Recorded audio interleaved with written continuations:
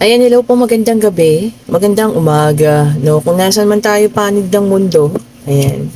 Ito ang ating second reading, ayan, hopefully magustuhan nyo rin.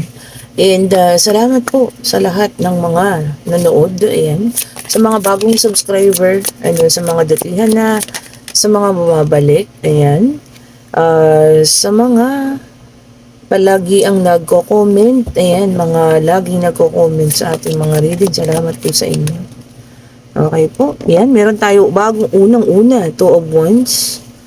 And meron tayong Ten of Swords. Oh, grabe ah. Grabe ang pagkatarak sa likuran, ha? Okay. Kasi kanino kaya ito? Ayan, salamat po sa mga nagpa-reading kaninang umaga. At ngayong gabi, salamat po sa inyo. Natapos na ako, no? Naibigay ko na ang mga serbisyo para sa kanila. Ayan.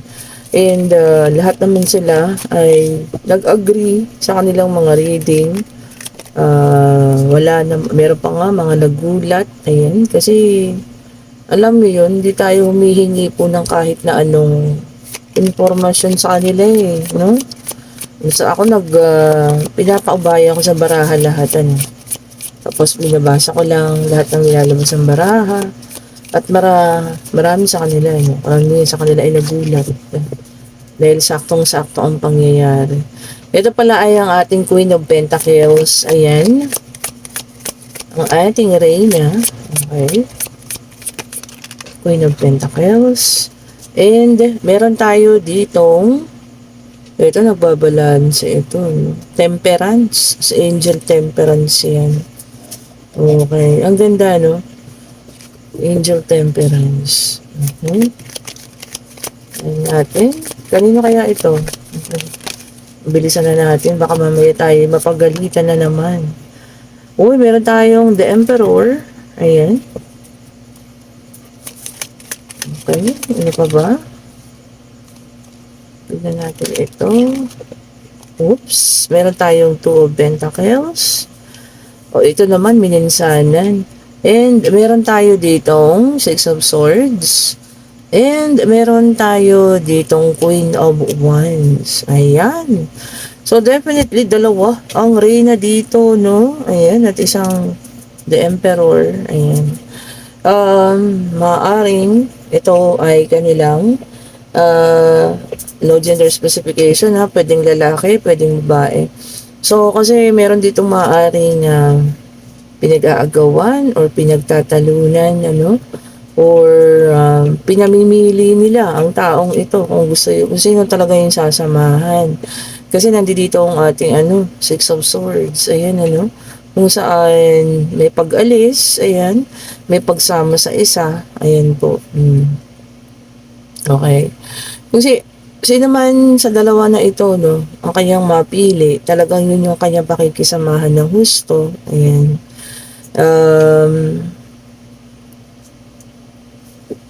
Pero alam mo yung ito, ha, makukuha niya na nga yung kung sino man yung person mo o kung ikaw man ang sasamahan ng person na ito, no. Makikita niyo ang mukha ng ayan, Queen of Wands. Kung nakikita niyo, ha, napaka ang tawag nito, witty or yung maraming gagawin. Okay? Although magkasama kayo na hindi kayo patatahimikin ng babaeng ito or ng taong ito. Sabi ko nga, no gender specification, lalaki, babae.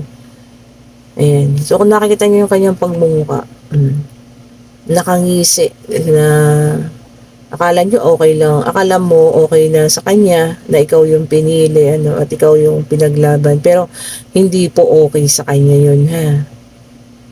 Okay. So ito ay marami itong nakatagong mga gagawin para kayo lubusang masira. Ayan, at magkahiwalay ng person mo kung kayo man ngayon ay magkasama na. Okay? And kung ikaw itong ating Queen of Pentacles, sabi rito, hawakang mabuti ang finances. Ayan. Baka pati yan, kung anong meron ka sa ngayon, susubukang agawin itong ating Queen of Wands, ha. Ngayon ko lang nakita talaga ang kanyang face. Yan, no? Medyo nakakatakot, ha? Ibig sabihin, marami itong binabalak sa inyong dalawa. Ayan. Nakangisi, no? So, ganun. So, maaring ikaw man ang pinili, ano? Kasi nagkaroon dito ng talagang pagdedesisyon ang person ninyo, no? Maaring dalawa kayo sa buhay. At kung ikaw yung pinili, hindi ka dapat magpakampante kasi hindi titigil din ito, ha? Sa paggulo or pagsira sa kung anong relasyon meron kayo ngayon. Okay? So, binibigyan ka na ng barahan ng babala. Ayan. So, ikaw na lang po ang mag-analisa. Meron din tayong nakitang pagbabalanse dito. Maaaring ibalanse mo rin ang iyong mga aksyon. Ayan. Siguro, kung ako sa iyong dalawa, no, magpakalayo-layo na. Baka maaaring yun nga rin ang plano ninyong dalawa. Kasi medyo tatawid ng dagat. Ayan, ano, talagang lalayo kayo. Pero talagang ano siya, masigasi ang ating Queen of Wands at kayo ay kanyang papahirapan. Okay? So, kung kaninang sitwasyon ito, ha, mag-ingat po kayo sa mga taong ito. Mapanganib, sabi nga nila. No? Maaring akala nyo, tinanggap ang mga ganong bagay, pero hindi pa po pala, no? Meron pang nakatagong mga plano. Okay? So, ito yung mga, ang tawag ito, meron tayo ditong the death card in reverse. Water sign, Cancer, Scorpio, and Pisces. Ayan. Sabi rito, ano, holding on. Oh, tingnan nyo. So, ibig sabihin po, nakaano pa rin siya, attached dun sa sitwasyon. So, kung akala mo okay lang sa kanya, hindi. Naka-hold on pa rin siya sa mga pangyayari. So, hindi siya yung bastang tao-tao. Hindi siya yung bastang tao na bibitaw at bibitaw ng ganun-ganun na lang. Naku po, ito yung mga mahirap kalaban, ha? Or mahirap na makasalamuhang tao. Okay? O, ingat-ingat po. And then, meron tayong Ace of Swords, air sign. So, meron na tayong water. Ito naman air, Gemini, Libra, and Aquarius. Naka-reverse na naman. Naku, chaos talaga, kaguluhan. And frustration. Ang paparating sa inyo, ha? Sa mga nasa situational reading. Kung para kanina man ito, chaos. Ibig sabihin po ay kaguluhan, frustration, kalungkutan. Ayan, inuro ko yung ating camera para pantay. So, ayun ha. Akala mo, nakaligtas na kayo kasi kayong dalawa ang kumbaga tumakas, ano, pero hindi pa pala. Hindi kayo titigilan po. May mga ganong tao talaga. Ay, kaya pala. So, lumabas ang the devil, earth sign, may addiction. Kumbaga, sobrang mahal niya, sobrang hindi niya mabibitawan ang person ninyo, ha? Kaya ganon. So, meron tayong lumapag dito. Dalawa ito actually. Pero unahin natin ito. Meron tayong Nine of Wands, fire signs. O, tagi-tagisa na pala to. Water, air, earth, and fire. Tignan nyo naman. So, lahat kayo nandito, ha? Nine of Wands. Ayan. Marami.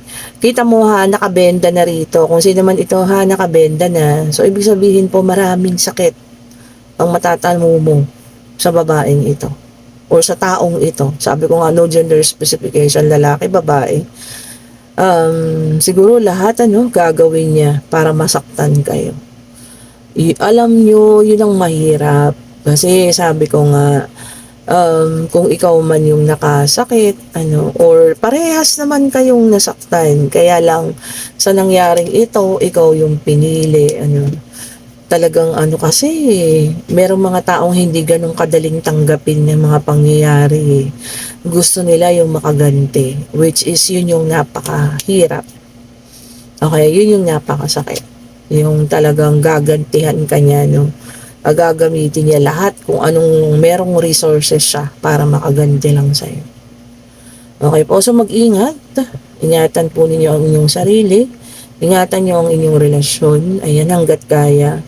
Hanggat kaya mo, ayan, ipaglaban mo, eka nga, Pero kung talagang masasagad kayo ng taong ito, kung sino man ito. Mahirap kasi kapag kapisikalan na, di ba? Yun ang mahirap. So, mag-ingat po, ha?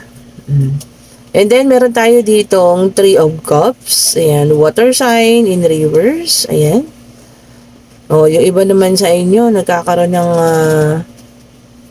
sabi rito, gossiping or pinagchichismisan. O, sino ba ito? Pinagkukwentuhan kayo nang hindi nyo alam. So, huwag kayong magtiwala po, ha? Ang tiwala hindi po binibigay kung kani-kanino lang, ha? Magtiwala po tayo sa taong dapat na pagkatiwalaan lang. Maaring nakapagkwento ka na kung ano, kukwento niya kung kani-kanino. Ayan, ha? Ingat po, kasi baka malagay kayo sa alanganin. So, ingat po, ha, mga water sign dyan. Baka malagay tayo sa alanganin. Eto, nag-flip ng pusa, no? Naka-reverse na naman. So, this is a Five of Wands, fire sign. Ayan. Misinformation. Baka may makarating sa inyong isang balita na hindi naman totoo, ha. O, suriin mabuti. Huwag po basta-basta maniniwala. Naku, baka mamaya hindi naman totoo. So, suriin po muna, ha. Bago tayo maghusga, bago tayo magbigay ng opinion, suriin pong mabuti ang mga balitang yan. And then, meron tayong Knight of Wands, which is a fire sign. Ayan. Sabi dito, yung iba sa inyo talagang, yung inuuna yung sarili, merong nagpapapogi, merong inaayos yung sarili, ayan, nagpapaganda, which is a good thing. Okay po? Sa lahat at lahat, unahin ang sarili po, ha? Sabi ko nga, lagi kong sinasabi yan. Una, lagi ang sarili. Okay po, baka minsan kasi sa sobrang kabisihan natin, nakakalimutan na natin yung sarili natin, ha? Okay po, tingin tayo sa salamin. Baka mamaya hindi na tayo maganda sa paningin ng taong nagmamahal sa atin. Alagaan din natin yung sarili natin, ha? Okay? And then, meron tayong ditong Two of Wands, which is a fire sign. In reverse na naman. Puro naka-reverse. O yung iba sa inyo talagang personal goal lang. Wala munang iniisip na ibang tao. Talagang sarili lang. Gusto talaga na ang tawag dyan, umayos, ayan, gumanda, no? Ang kanyang kabuhayan, talagang meron siyang personal na gustong mangyari sa buhay niya. No? Maaaring pag-angat ito, ayan, sa buhay. Maaari ding meron siyang ina-achieve. Physical man ito, no? Kung ano man, ayan. Gusto niya maging maayos ang kanyang kalusugan. Ganun po So, okay lang yan. Kasi personal, mo yan, goal. So, ating abutin kung ano man itong mga personal goal natin na ito, ha? Okay po. Makakabuti kasi yan para sa atin. Ayan, and then, meron tayo dito sa Oracle card, ha? Propagating energy. Ito na naman, parang lumabas ito kahapon, propagating energy. So, ayan, yung mga enerhiya natin sa ating katawan, kumbaga, i-reserve. Mga enerhiya na yan. Kasi baka maaaring meron darating na sitwasyon na maaaring magagamit natin ng mga enerhiyang ito. Ayan, hindi natin inaasahan. Akala natin, sa araw-araw na buhay natin, kumbaga, ayos lang. Hindi natin alam, may mga darating pa palang mga kung ano-ano pa dyan. So kaya kailangan po, lagi tayong may nakareserbang lakas, ha? Okay? And then, meron tayo ditong beginning. Ang ganda. The Wolf Moon beginning. Pagsisimulang muli. Saan pa ba dapat? Di po ba? Pagka magkakaroon ng isang pagtatapos, ano yung kasunod? Siyempre, beginning or pagsisimula. Huwag tayong matakot na magsimula ulit, ha. Unang-una, tayo naman noon, tayo lang naman. Hindi po ba? Wala naman tayong kasama. Maliban sa kamag-anak at mga kapatid natin. Unti-unti, nagkakaroon tayo ng karelasyon, kakilala. Ayan, nagiging dalawa kayo. Ngayon kung maiiwan ka man mag-isa, huwag kang matakot. Kasi sa simula't simula, ikaw lang naman po mag-isa, no? Kaya makakayanan at makakatayo ka pa rin naman kahit mag-isa ka lang. Ganda nun, ha? Diba? So, beginning, panimula. Huwag matakot sa panimula. Sa bagong panimula. Ang dami na naman. Ang dulas talaga nitong Ayun, yun ang gusto ko, yung gumagano, no? And dream work. Ayan, wag lang daw puro pangarap. Ang ganda, no? Literal. Dream work. Samahan ng pagsisikap, pagtsatsaga. Especially yung mga taong ganun, ano. May mga tao talagang masikap at matyaga. Pagka ganun ang mga nangyayari, no? Sabay ng sikap at pagtsatsaga. Saan ba papunta? Eh, di sa tagumpay. Oo, 'di ba? Wag lang mangarap. Oo, patuloy na mangarap. Pero sabayan natin ika nga ng paggalaw. Oh, ang ganda nun, ha? Sabayan po ng paggalaw, ha? Pagkilos. Siyempre, paano matutupad ang pangarap mo kung hindi ka kikilos? 'Di ba po, ano? Kaya sabayan natin ang pagkilos at paggalaw po, ha? Para matupad man kung ano man yung inyong goal sa buhay. Isa na lang. Ito siya na. Ay, prophecy ulit. Parang sa kaninang tanghali, ano. Ayan, kung sino man sa inyo yung may mga tawag dito, nakikita sa panaginip, ayan. Sana matuklasan ninyo, no, or ma-interpret ninyo kung ano yung mga nais iparating sa inyo. Or kung mahilig kayong mag-interpret ng mga pangyayari, ayan, yung mga deja vu na tinatawag, ano. Parang isang pangyayari na parang nakita mo na, tapos biglang nauulit. Ako kasi maganon ako eh. Kumbaga, um, parang hinahanap ko kung ano yung ibig sabihin. Bakit naulit ang pangyayari ito? Nakita ko na to kanina. So, parang gano'n, ano. Pagka kasi nangyayari sa akin yun, merong nais iparating, gano'n, ano, maaring babala, kung ano man. Ayan, so baka yung iba rin sa inyo, may mga gano'n. So, ayan po, ha. Check nyo na lang ang ating kapaligiran, ayan, ang inyong mga panaginip, ayan po, ha. Ang mga tao ninyo nakakasalamuha, ayan. So, i-check ninyo, ha, kasi may prophecy rito. Or maaari related pa rin to dun sa ating situational reading. Ayan po. Kasi ano rin to sign din to ng merong witchcraft. Ayan, nakita mo may bungo, may ganyan. Yan. Baka merong aside from the talagang hindi niya kayo titigilan, gagawan pa kayo ng mga ganito, no? Witchcraft, ano, mga ganong-ganon. Ayan, labanan, lakasan ng loob, ayan, magdasal, ayan, yan ang unang-una kong payo sa inyo. Wala na bang makakatalo sa Panginoon, di ba? Ang Panginoon lang ang pinakamalakas sa lahat. Yung nakakalimutan yan, ha? Okay, and pwede na kayong magtanong ng ating yes and no card. Ayan, pag-ibig, financial, pangyayari, pag-travel, kung ano man ang nais mo. Ayan, hingin natin ang kasagutan. Divine Universe, isa lang po. Ibigay niyo ang kasagutan sa kanilang mga katanungan, kung ano man ito, no? Ay, talagang natalon. And yes po ang sagot. Kung kaninang tanghali ay no, this time yes ang sagot. Ayan. And yung inner strength natin, ha? And be brave daw po. Tapangan. Okay. Kung sino man ang nangangailangan ng katapangan ngayon, ayan, pairalin ang pagiging matapang. Ayan. Be brave enough. At ang iyong kalakasan, ireserba, no? Baka may maaring paparating na kailangan mo talaga ng lakas ngayon. Okay po? Whether it's physical na lakas, emotional, spiritual na lakas. Okay?